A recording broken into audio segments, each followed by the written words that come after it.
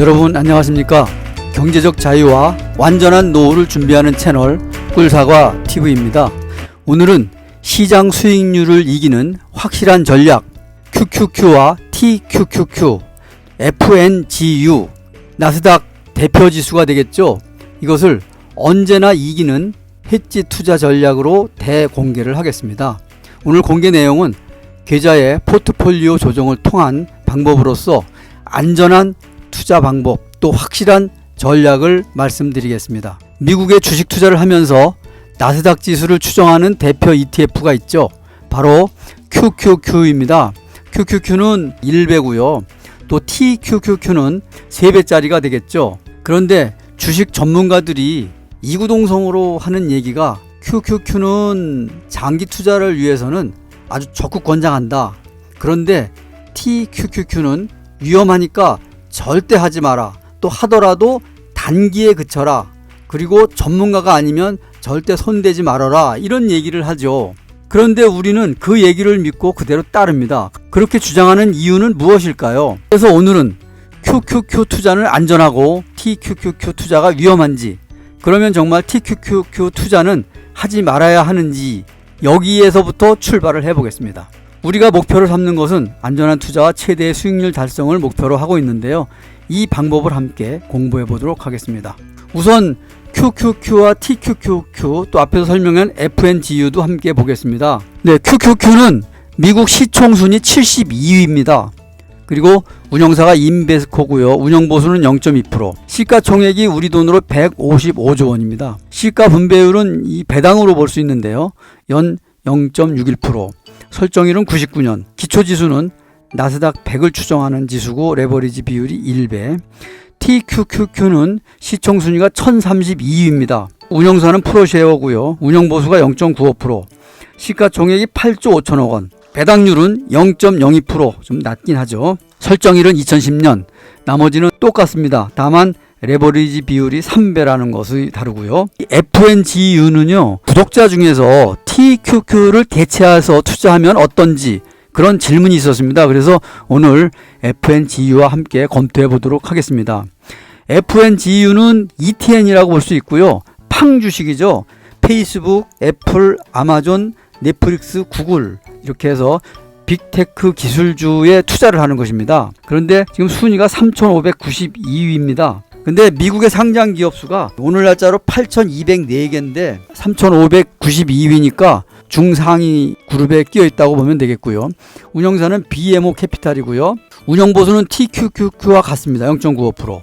그리고 시가총액이 7천억 원, 많지 않죠. 배당은 없고요. 설정일이 2018년도, 추적지수가 아까 말씀드렸듯이 팡 지수를 추적하고 레버리지 비율이 3배입니다. 그런데 이 BMO 캐피탈에 대해서 우리가 처음 들어보는 분들도 많을 것 같은데요. BMO 캐피탈사는 BMO 파이낸셜 그룹의 일원으로서 총 자산이 약 8,200조 원 정도 되고 그 직원 수가 44,000명 정도를 보유한 캐나다와 그 미국에서 다양한 금융 서비스를 제공하는 업체라고 합니다. 그래서 북미의 약 19개 사무소를 포함해서 전 세계 33곳에 2,800여 명의 전문 인력이 배치돼서 활동을 하고 있고, BMO 캐피탈의 전신이 캐나다의 몬트리올 은행인데 이게 1817년 최초의 은행으로 시작을 했다네요.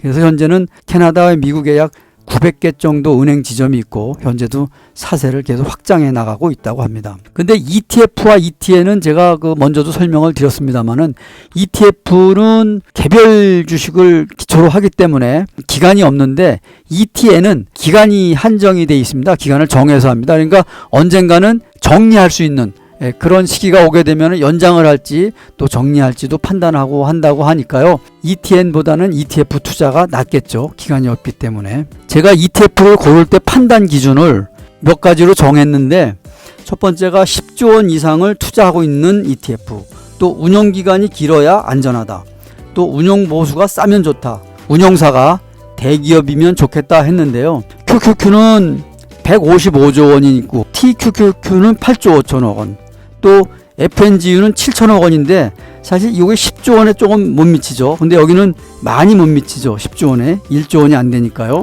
안전성 면에서는 지금 이 순서대로 이렇게 안전하다고 볼 수가 있겠고요. 또 운영 기간이 길어야 안전하다고 했는데 이거는 99년이니까 21년 됐고 2010년이니까 이것도 한 10년 됐는데 이 FNGU는 지금 이제 한 2년 정도 지났죠. 아직 확증한 그런 단계는 아니라고 보겠고요. 운영보수는 지금 QQQ가 제일 싸죠. 0.2%. 요거는 0.95%로 거의 1%에 육박하는 그런 수준이 되겠고, 또 운영사가 대기업이면 좋겠다 했는데 대부분 작은 기업들이 아니니까 그것은 안전하다고 볼 수가 있겠습니다. 다음은 수익률을 보겠습니다. QQQ하고 나스닥 지수, 또 TQQQ, 또 FNGU 이렇게 지금 보겠는데요. 우선 1년 수익률입니다. 보라색과 빨간색은, 빨간색이 QQQ고요. 보라색이 이게 나스닥 지수입니다. 그래서 거의 같이 가죠. 변동 없이 같이 가는데 금년에 약 45% 정도 상승을 했네요. TQQQ인데 현재까지 금년에 94%, 1년 수익률이 94%고 신생 ETN인 FNGU가 339%입니다. 이게 상당히 높죠? 왜 이렇게 높으냐 하면은요, 금년에 아마존도 많이 올랐고 애플, 넷플릭스, 구글, 페이스북 모두 지금 상당히 큰 폭으로 올랐기 때문에 지금 이렇게 많이 올랐습니다. 1년 수익률로 보면은 FNGU가 1등이라고 볼 수가 있겠고요. 또 5년 수익률로 보겠습니다. 5년 수익률로 보게 되면 지금 빨간 것과 보라색은 말씀드렸듯이 QQQ와 나스닥 지수인데 이게 161%, 135%고요. 노란색이 FNGU입니다. 457%고요. 이 TQQQ입니다. 652%로 가장 높죠. 그래서 5년 수익률을 보게 되면은 TQQQ가 단연 우승이라고 볼 수가 있겠고요. 그런데 이제 FNGU가 2018년 1월 달에 처음 개설됐기 때문에 요거 개설된 이후를 보도록 하겠습니다. 2018년 1월 이후의 자료가 되겠는데요. 지금 약 3년 가까이 되죠. QQQ는 81%, 또 나스닥 지수는 66%가 되겠고요. 녹색이 TQQQ인데 이게 지금 182% 정도 되고요. 그리고 이제 노란 게 FNGU인데 287%입니다. 이게 상당히 높죠. 상장된 이후에 상당히 높은데 3년이 안 되었기 때문에 검증은 안 됐습니다만은 FNGU는 팡주식 위주의 ETN이기 때문에 금년이 좋았다 이렇게 볼 수가 있습니다. 다만 여기서 이제 결론으로 본다면은 TQQQ와 FNGU도 함께 섞어서 투자해도 좋은데 투자자가 자기만의 비율을 정해서 투자하면 좋겠고요. 다만 QQQ와 TQQQ는 나스닥 100 종목 전체에 투자하는 ETF다. 또 FNGU는 팡 주식 위주의 ETN으로 쏠림 현상이 있다는 것을 알고 투자해야 된다. 이렇게 보면 되겠습니다. 그러면은 이제 여기서 FNGU는 빼고 QQQ와 TQQQ를 가지고 설명을 드리겠습니다. 먼저 나스닥 지수가 34% 상승을 한다면은 QQQ도 약 34% 상승하겠죠. 그런데 TQQQ는 3배인 102%로 단숨에 상승하는 그런 그 수익을 보이게 되겠죠. 그런데 반대로 나스닥이 34% 하락을 하게 되면은 QQQ도 따라서 34% 하락을 할 것이고 TQQQ 역시 마이너스 102%로 하락하여 자산이 마이너스가 되는 것이죠. 그렇게 되면은 아마 ETF는 청산 절차에 들어갈 수도 있습니다. 물론 이처럼 급격한 하락이 발생한다면 개별주라도 살아남지 못하겠죠. 지금 미국에 상장된 ETF가 아까 2350개라고 했는데요.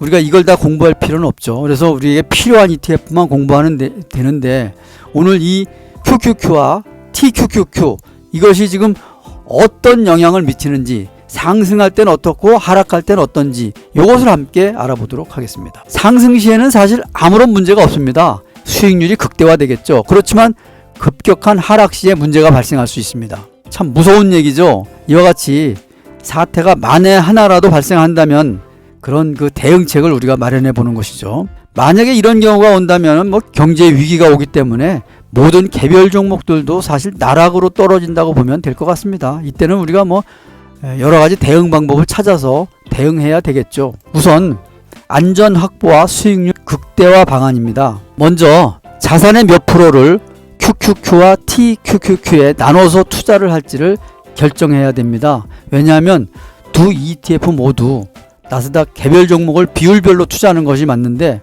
급격한 하락 시에 대응을 해야 되기 때문에 투자 비율을 정해야 됩니다. 물론 두 개 합해서 뭐 100% 투자하면은 수익률이 극대화될 수도 있고 하겠지만은 또 위기 시에 대응할 수 있는 방법을 찾아야 하기 때문에 비율을 정하는 것이죠. 저는 첫 번째로 QQQ는 내 자산의 15%, 또 TQQQ도 15% 이렇게 해서 투자 비율을 조정을 하겠습니다. 현금 자산은 20%를 유지를 하겠습니다. 그렇게 된다면은 QQQ와 TQQQ 합해서 30%, 현금 20%, 또 개별 종목과 다른 ETF를 투자한다면 여기 50% 해서 이게 100%가 되겠죠.